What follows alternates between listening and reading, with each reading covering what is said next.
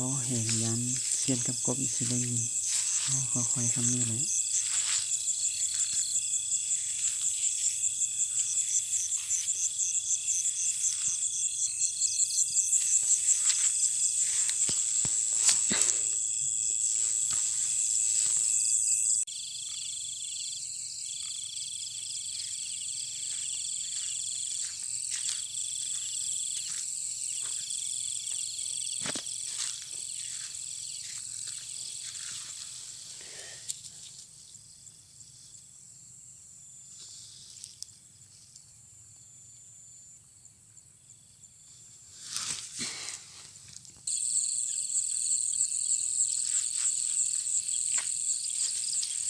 ป้ามาฮอดปึ้มได้เห็นกบแล้วดินี่ตัวบางยังไงสิจำได้บ่นี่นะ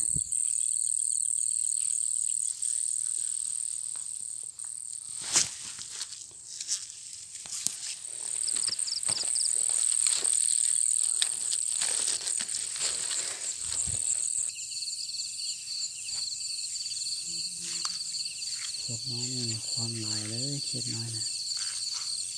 แต่เพิ่งกันแน่ว่าสิจำได้สันใด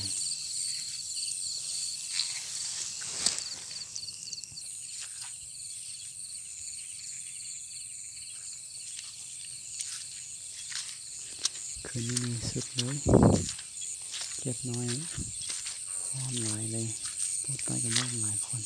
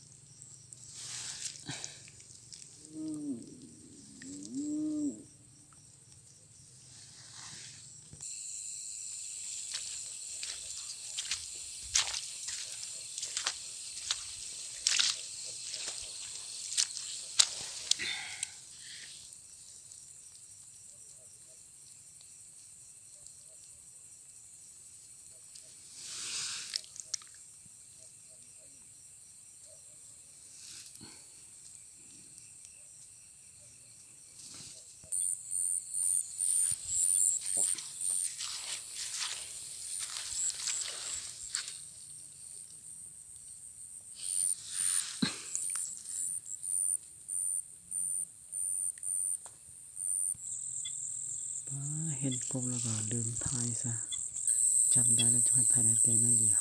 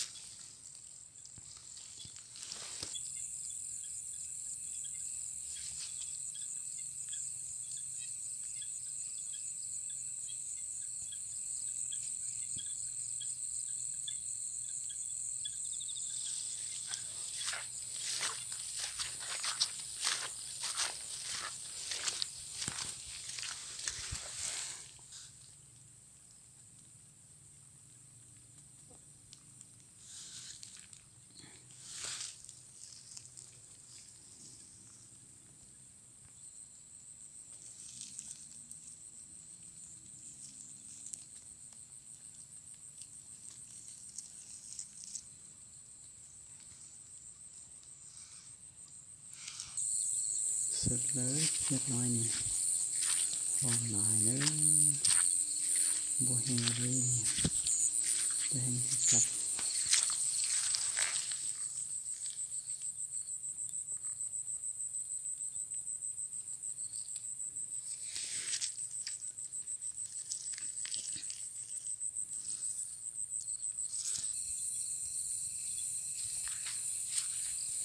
บ่ได้เห็นตัวนึงยืนเรื่อยๆไปเป็นน้ำตาลนะ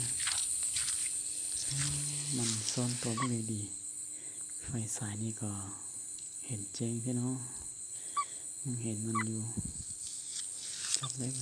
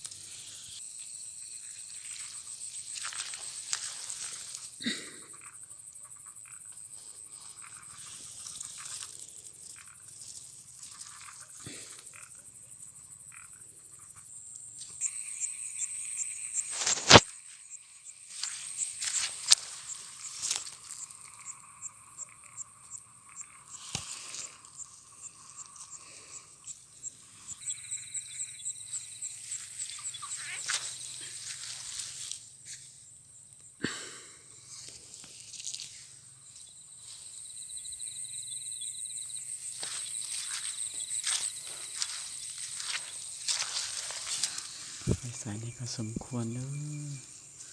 เขียนนี่ไปเสียงตัวอยู่ในน้ำก็ยังเห็นตามันเอาคืนนี้พาคืนนี้กันนะ